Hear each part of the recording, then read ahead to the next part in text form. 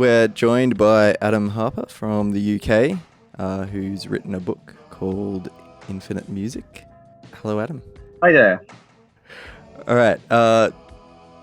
So your book introduces this kind of concept of infinite variables in music, beyond the kind of classical thoughts of pitch and timbre and rhythm.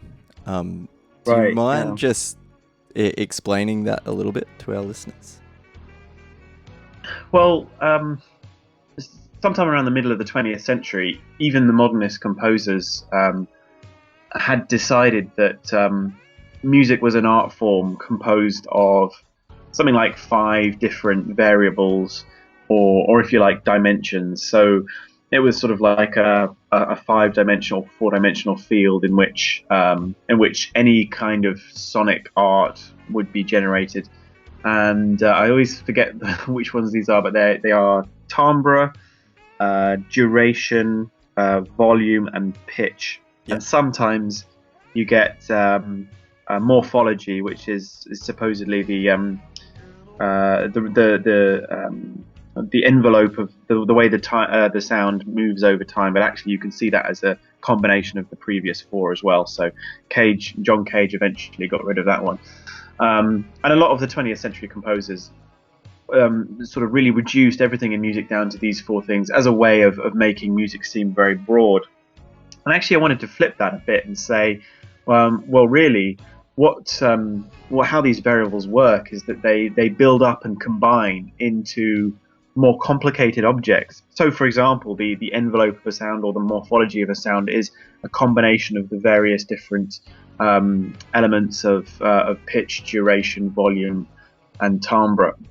And then you get things like texture, which are even more complicated relations between those 4. And that's about how relations between pitches are distributed over time and things like that. You get things like reverb, which is a slightly different. You can talk about different degrees of reverb, and so that could be a variable that's made out of those previous variables, and even things like stereo. The composers of the 20th century didn't really kind of imagine that where the sound might be coming from within an acoustic space would be a variable. So I decided that, and besides which as well, these 4 variables can be decomposed even further down. So the only 2 variables that you really need are time and amplitude of a sound wave. So in effect, how up and down the sound wave is plotted over an axis of time. But no composer could possibly, no human composer could compose under those circumstances just by drawing sound waves along a big line. Yeah. So really what we have to do is build these variables up into infinite number of different forms. And I was encouraging people to consider music that way as a kind of infinite proliferation of different ways in which music can vary, some very, very complex ones. And really what these variables do when they're building up into these more complex forms is become what I call musical objects, which is what we recognize as the presence of an instrument or certain kinds of melodies or even whole styles of music making, really. I actually haven't looked in terms of like time frames, but was there the whole kind of concept of Retromania and Simon Reynolds writing and that stuff almost part of what inspired you to go in the other direction and look at a futurist? I mean, I guess his stuff is more of the kind of popular music world as well, but was there anything from that kind of thing that was pushing you for more of a, I guess, the way I see it is it's like a futurist theory for music almost.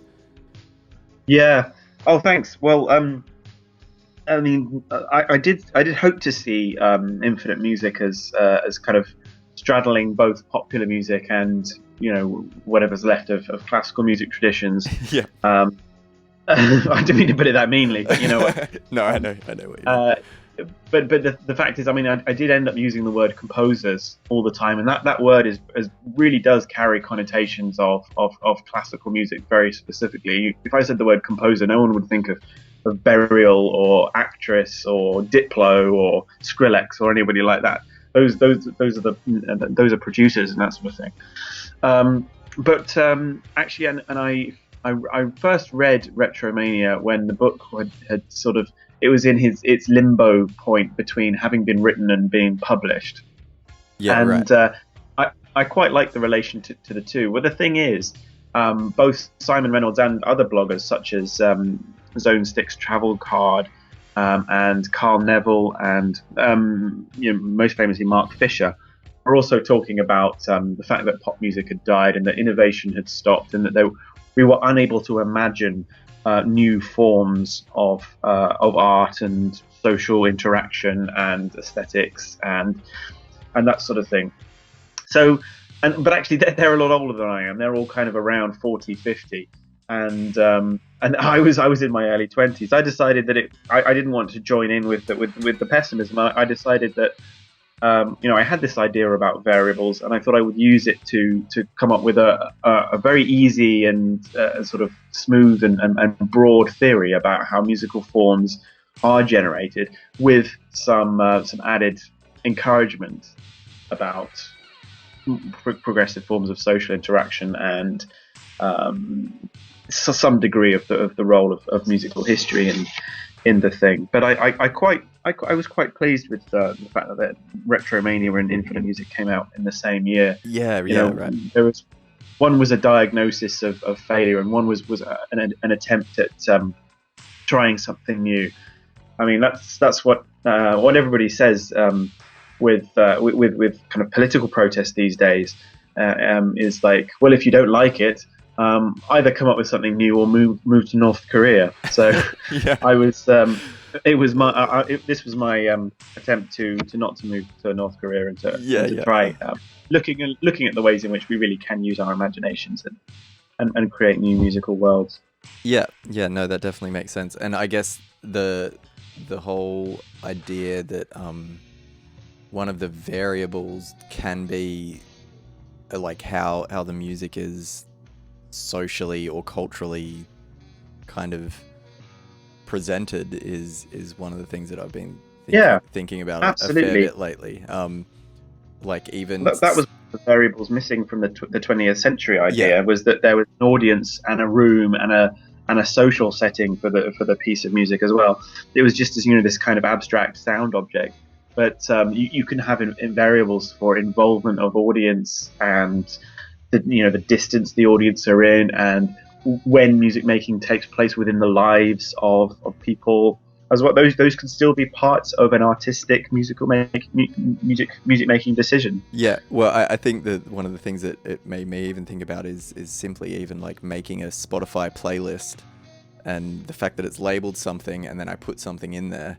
It's like almost an act of creation in a way, because the people, the audience that listen to that are going to be, a specific audience. Like the thing that I was putting like 90s stuff into a Vaporwave playlist, even though the people that are listening to that under the Vaporwave banner, suddenly they'll be listening to it in a different kind of context, and it's almost like creating a new work. Absolutely. I mean, in Infinite Music speak, if you make a Spotify playlist, it makes you a composer. Yeah. Or even you just change the code of an MP3, it makes you a composer.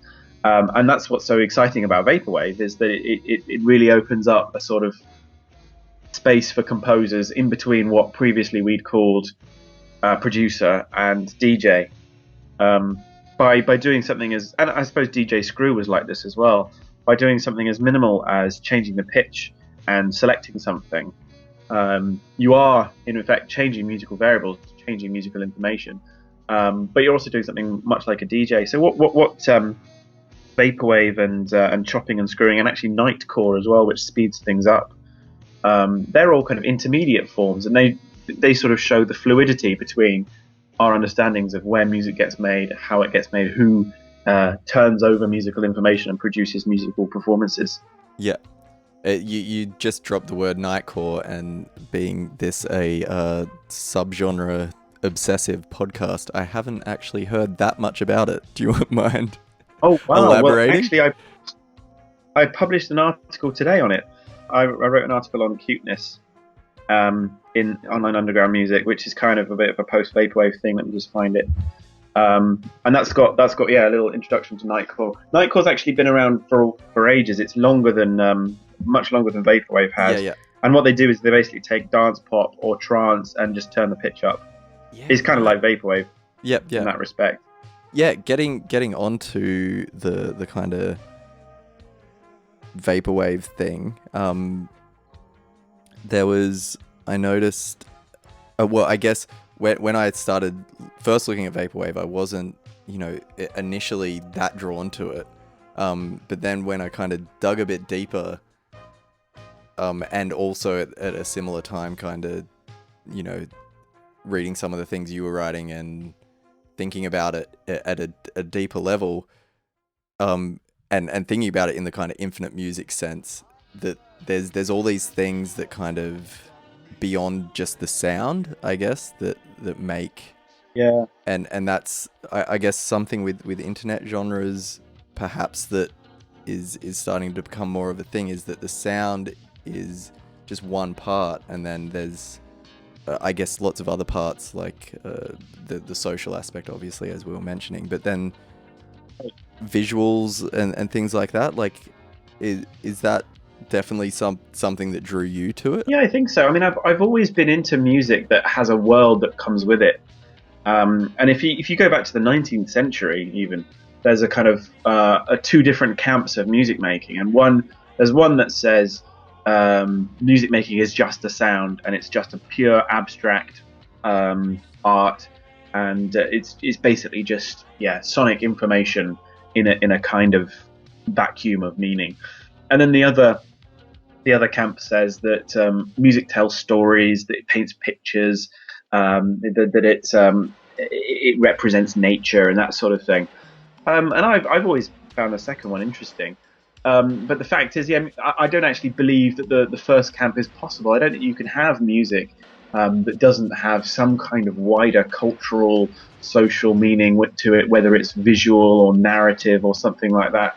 And what I really like about a lot of these internet genres is that they're so conceptual, and they get more conceptual over time, I think.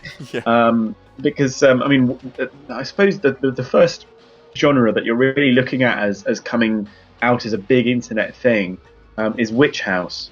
Yeah. And Witch House didn't really have a kind of concept to it, but what it did have was a very strong visual sense and a very particular sense of what the band names would be like. And capital letters with various bits of Unicode in them, crosses and that sort of thing, and it had a very strong this sort of presence as a genre like that.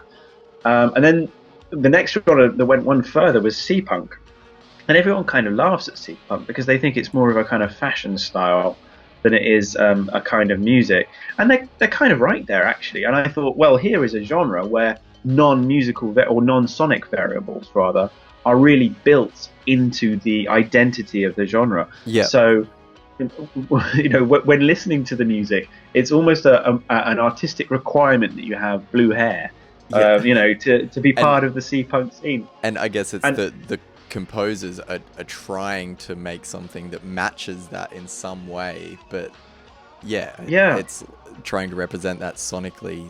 But really, for them, the most important thing is the framing and the.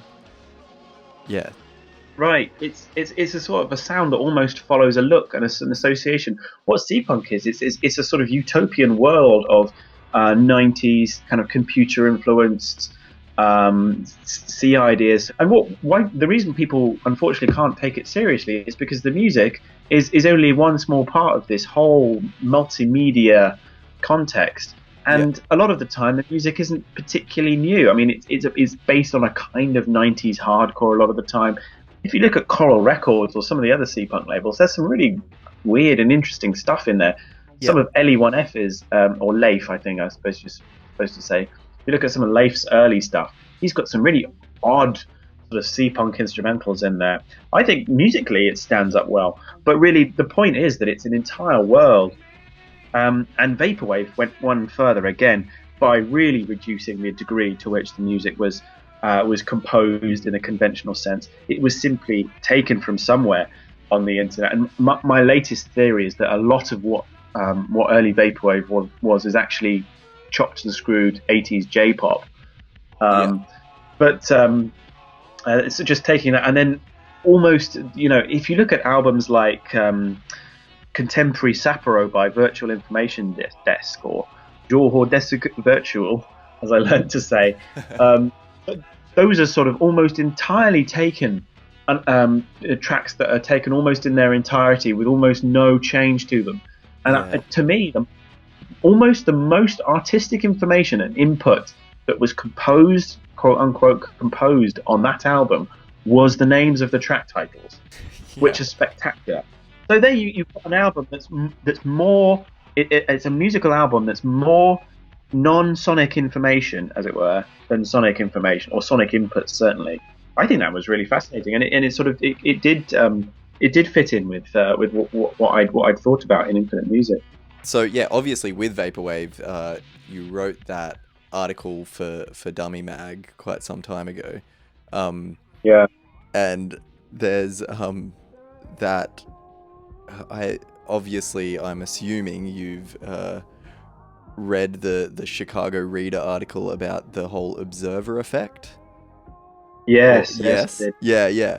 It's what are your kind of thoughts on that, and whether or not, because I mean, obviously for maybe people that haven't read it, it singles out the Dummy Mag article as something that's almost like a nail in the coffin for what Vaporwave ended up becoming or whatever. Well, this is it's really interesting. I mean, I sort of imagine myself on some kind of documentary in 40 years' time talking about Vaporwave has taken over society, and I'm sort of trying to explain myself or something, and how I killed Vaporwave, and how it's dead, and even though it's on top of the charts.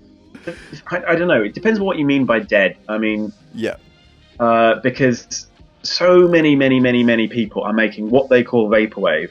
Yeah. To what extent it is Vaporwave or not, I mean, I'm going to leave that question aside. Exactly. A lot of people feel that Vaporwave no longer has that sort of spark of excitement anymore, because people like myself and Anthony Fantano sort of noticed it and started talking about it and stuff. I mean, I don't believe that Vaporwave is dead. I also recognize as a music journalist that there has long been, I wrote an article about this too, there has long been a fear of genres and a sort of cynicism about genres.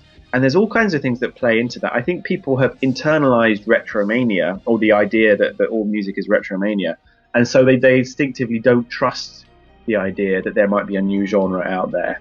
Yeah. And that there's also a new paranoia about boxing people in with genre names.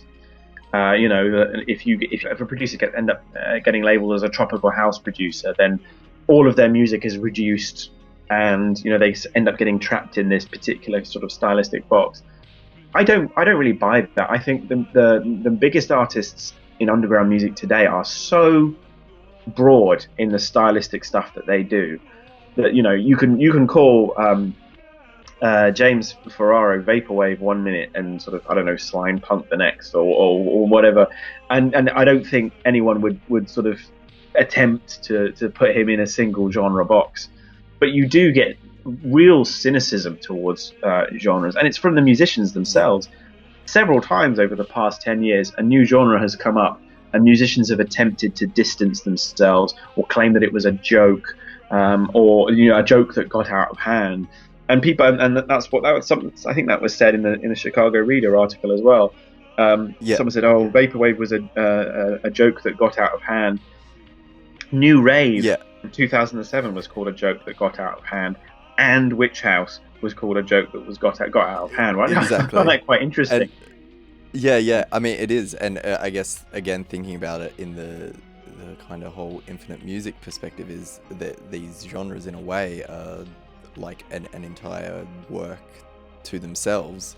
that's kind of being interacted with by the people that end up finding out about them. It was interesting talking to Eyeliner, because he was saying like it wasn't at the same time, but obviously after reading more on Vaporwave and things like that, he did start framing and writing his stuff differently. And yeah, I have always wondered, do you ever consider when you're writing articles that they might affect someone's creative output like later on?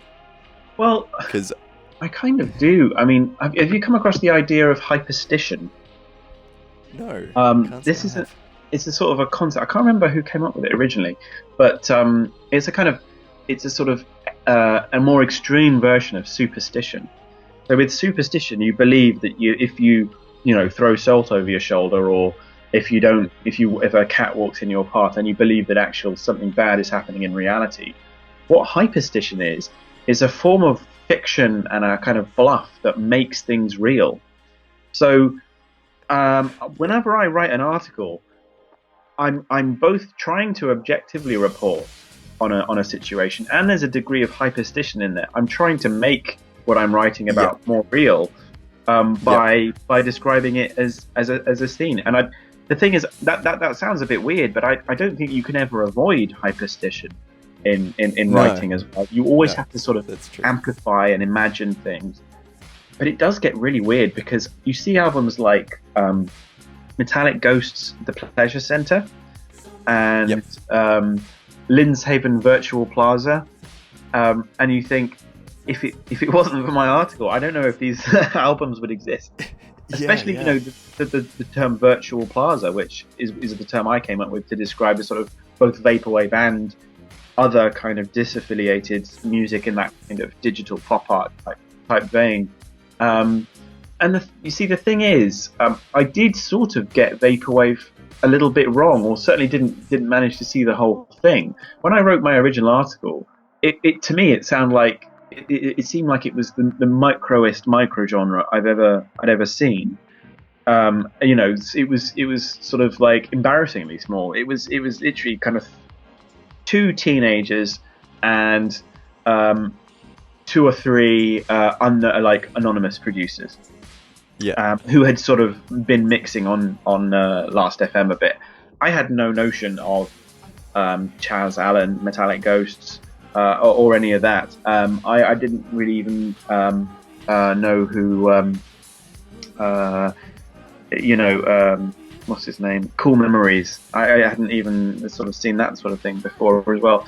And to me, those two producers, I sort of did see it as a kind of pop art thing, and a kind of a business, internet age thing, which really, that's what Internet Club is really about, that kind of thing. But in the year afterwards, it became a lot less complicated than that. Albums like Hit Vibes got released, lots of St. Pepsi stuff, Luxury Elite, all this kind of, it's just simply chopped and screwed old-fashioned funk. There's no kind of massive conceptual dimension. There's certainly the whole kind of business thing wasn't really there. The whole kind of shopping thing wasn't really there. And it was just kind of like funky music. And this sort of came out, and then Vaporwave had become something that was just a little bit less conceptual than I'd originally thought about it. And so, and what happened was, Vaporwave, as people say. Oh yeah, exactly. And then I think people were a little, would look back at my Vaporwave article sort of a year later or something like that, and assume that I had sort of like wrongly said something about St. Pepsi, when actually, the reason I saw it as a capitalist thing was because I hadn't seen all this other stuff, or it hadn't been released yet. So in many ways, Vaporwave has now become very, very broad.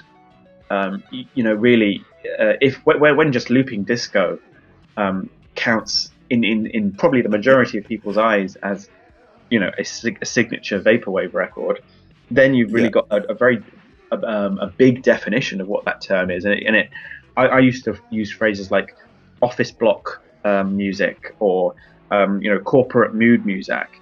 You can't really use those words to describe St. Pepsi. So the the term vaporwave is getting broader than I've sort of described it as before, and it's up to the internet music community to see how it will get used. The thing is, Bandcamp, anybody can turn up and put the word vaporwave in their tag, and that's how all the music from Homestuck gets called experimental. And if you look for experimental music on Bandcamp, it's just the soundtrack to this internet webcomic and stuff like that, or at least it was a couple of years ago. So really, it's vaporwave is whatever people call it, and that's why genres aren't the prisons they're sometimes feared to be. One of the things that definitely the whole vaporwave thing opened me up to was a whole bunch of music that I'd probably before discounted from the 90s and stuff like that listening to now I'm kind of quite into. Ilana sent me a whole bunch of innovative communications stuff that's on Spotify, which is this strange label that just has, I mean, even the name sounds like something that a vaporwave it does call itself these days. Yeah, exactly. Yeah. The year before I wrote my vaporwave article, I wrote another big essay for Dummy that wasn't as successful, and it was about how I thought the 90s were coming back. And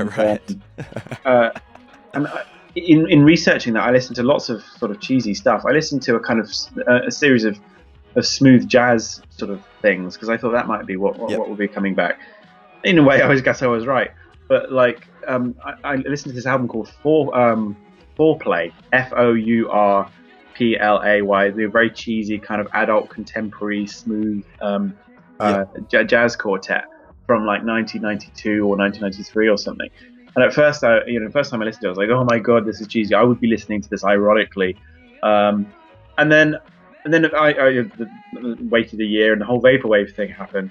And what vaporwave actually taught me was that, when what sounds like a kind of Muzak conceptual prank can actually become quite an intense and provocative emotional experience as well. And so actually Fourplay came up on my shuffle a few weeks ago, and vaporwave had completely changed the way I listened to it. Now I was thinking, well, that sounds nice and smooth, or like I appreciate the guitar in there, and that's a nice little bit of emotion in that riff or something like that. And so it had made my normally I would have just discarded that as a kind of dad music or something, but then I'd come back to it, and in a way it had been brought within the kind of field of music I'm able to appreciate, and that's not a bad job for a genre to have accomplished.